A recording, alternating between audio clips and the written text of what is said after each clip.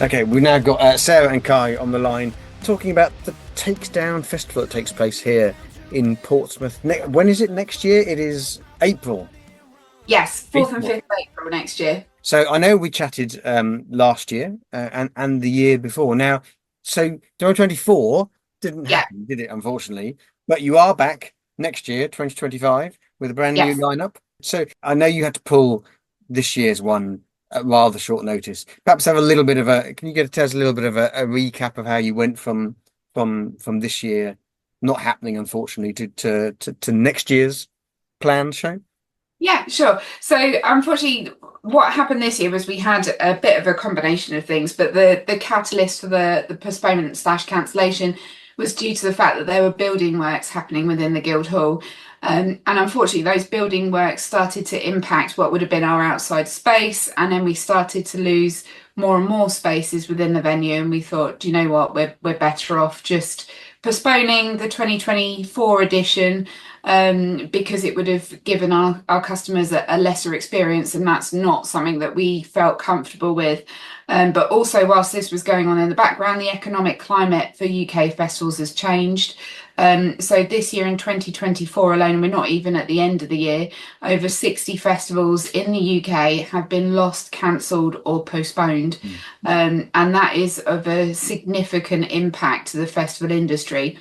So it's just sort of a combination of things that led us to this one. And then we're very lucky to have been able to return in 2025, albeit with a slightly smaller sized event than what we're used to. But it's really been scaled back so that we can ensure the festival has longevity and that we can return each year. You laid me down to rest. I've risen from the dead, my blood it runs. Titanium. It's like your rope is snapped. This life I'm taking back control of lost at any cost. Presumably, given from what you were saying, there was a risk that it didn't ever come back, given that festivals were folding. Was there ever any doubt that it would reappear next year? I think there was never any doubt in our mind that it was going to reappear at some point. It's just whether or not it would have been next year or potentially a couple of years down the line. We're very lucky in that we are partnered with the venue, who help us out with things like the logistics on the day and the food and beverage sales and all of that good stuff. Basically, they provide the infrastructure.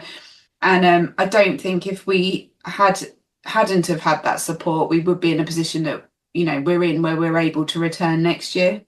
Yeah, but obviously this next instalment has been booked with that cancellation as a background. Obviously there were financial implications of getting that far with the festival booking and it not happening. It's a pared down but still exceptional event, I feel. It saved me from your hell and gave me back myself. The war is won, now I become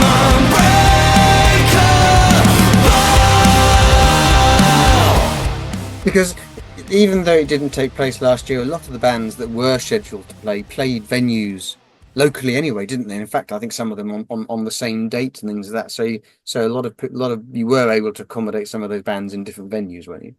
Yes. So we had a lot of contractual obligations that we had to fulfill. So those shows needed to take place in order for us to make sure that those agreements that we'd made with those bands were fulfilled. Otherwise, that's a terrible situation for anybody to be in.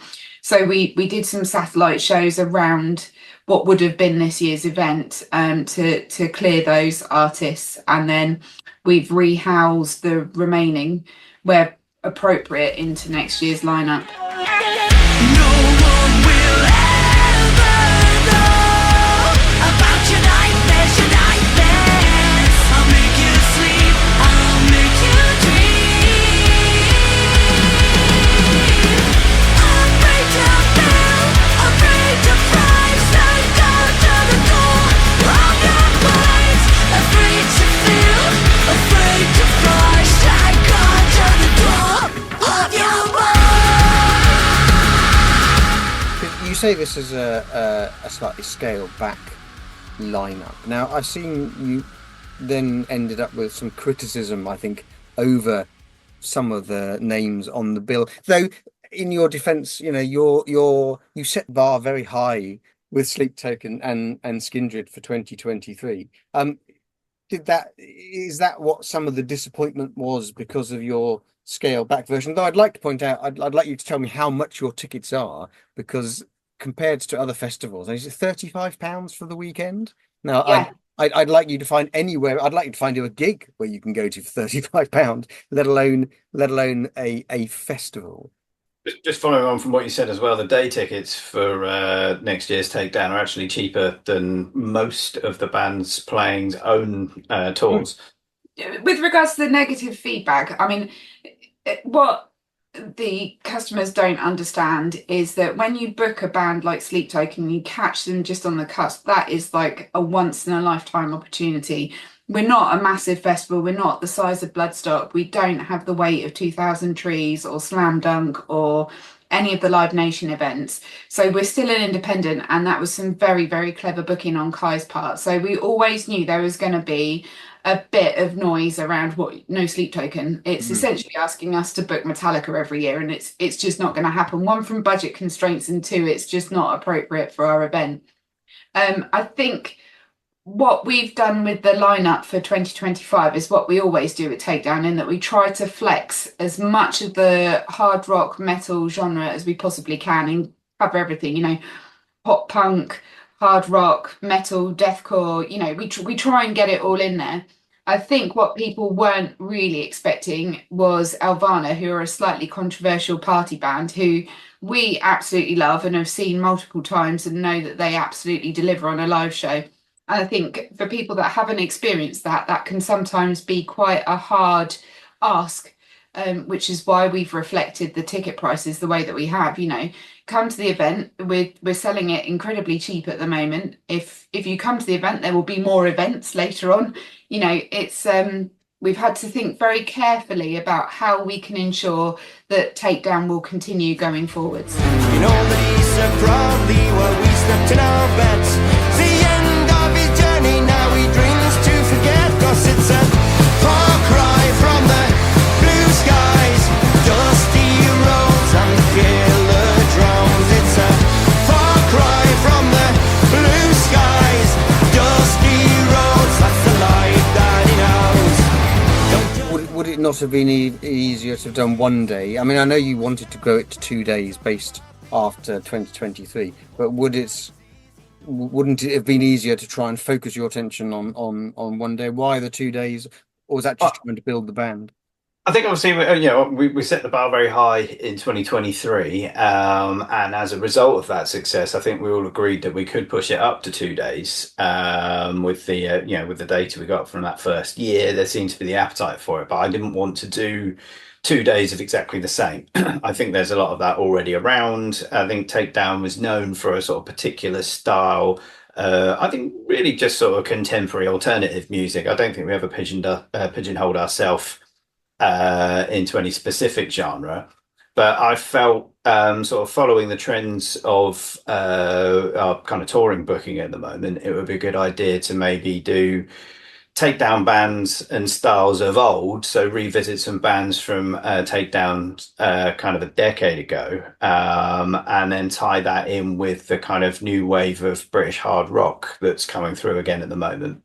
And that was how that kind of second day came together. But then obviously where we've come to postpone to the following year, it didn't feel right to lump all those in on one day. I think stylistically it would have been too much of a wrench for certain acts. So we've kind of we've kept that divide. And I think it works really well. I think the Friday lineup is especially strong for fans of that genre. And I think for the older fans, I think most people are quite excited for Elvana, but I think maybe we found a little bit of a disparity, I think, with the demographic of, I think, principally Sleep Token fans that like some of the earlier bands on the Saturday, but aren't really sure about Elvana, but then perhaps they don't have the context in which to judge that particular booking. So But then, like you say, when you've paid £15 for a day ticket or £35 for a weekend ticket, I mean, what have you got to lose? Exactly. Yeah, and I imagine after they visited the bar several times and enjoyed bands throughout the day, when they actually stick around and watch Elvana, they'll see what all the fuss is about. It's a perfect party band to end a long day of music with. Maybe I'm tired of talking. Grab your boots and let's start walking. Come on, come on, let me see your hands. Don't speculate, don't articulate, girl, it's getting late, get us out around me. Shit. Down low, go, go, go, go, go. And it's on the Friday and Saturday. Do they run on the same? Is it the whole day on Friday and Saturday? What sort of your timings start from? No, it's an extended evening on the Friday, so it'll start roughly, I think it's about 6 p.m. at the moment we're looking at. Yeah. Across multiple stages again. And then the Saturday is an all-day affair. Quite a few of these bands were booked for last year, so you've managed to retain those and bring Yes. them back in again. And then Chris Baracus Band and Focious Dog are the other two. Are they both they co-headlining on the Friday?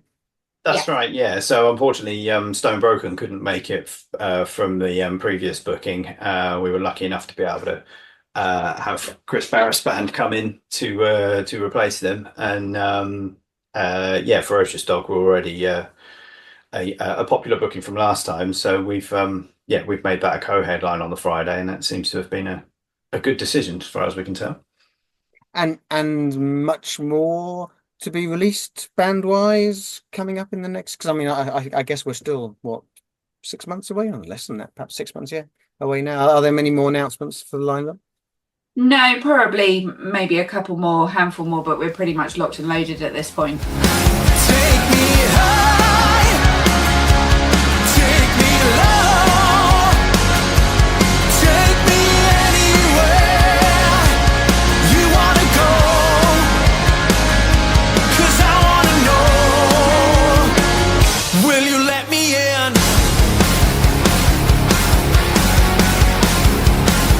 Are there many local bands? I mean, in the past, I think you had quite a few local bands on the bill. I mean, I don't know. But I mean, there are quite a few festivals. I'm thinking like Bloodstock and things where they have all the different battle for the bands type things. That's nothing. That's something you've never considered going a route down. Well, that is something that we are actually doing. So we started last year ahead of the 2024 edition that didn't happen, something called Takedown Showcase. So obviously Portsmouth is my hometown. I wanted to make sure that we continue to nurture a scene and be able to give back and have that philanthropic element to the event and what we're trying to do. So we've been having a series of heats, which were in the run up to the 2024 event that didn't happen. We then have a fully formed final, which is happening on November the 3rd, where we've got 5 bands who are vying for 2 slots. So there's an opening slot on the Friday and an opening slot on the Saturday that what those 5 bands could possibly win, with Seed and Akira headlining, who are obviously our hometown boys, who are also playing the main event as well in April. Communication from the lower lip, trying to resist 'cause I was raised to be a gentleman. Developing a nervous twitch, a feeling in my stomach with every expression that you give. Intentions are all out, this tension knocks about. The ice has been shattered, displaying all of your actions by daylight. You mentioned the ticket pricing, which is incredibly reasonable. I mean, I can't think of any other festival that's going to get anywhere near those sort of prices. How have you managed to keep the prices down? I mean, presumably this is a desire to get bums on seats and people in there. Is that what sort of drives that? Yeah, Yeah. absolutely. From the venue's point of view, they're both long trading days, and we've kind of been very budget conscious on our rebooking for getting this one set up and rescheduled. And I think it's just important that it's as well attended as possible, really. And I think if we can get the concept over, I think that's the main thing we want to do, is to really set Takedown up as just an event that people want to go to, and the bands, obviously, whilst being important, are supplementary to the fact that it's a great festival and a great vibe, and everyone knows that they're going to have a great time at it. And if we can establish that again a second time, hopefully we'll get a shot at doing the full shebang again in 2026. I've seen the fire and now I leave to you these prophecies. Will you decide to lead a life from these dreams? And just like anything, it's when you see then you believe. I've seen the future, now I want to live. Nothing is broken in this generation. So if people want to get tickets, where do they get tickets from? So everything is available through takedownfestival.com or directly via Portsmouth Guild.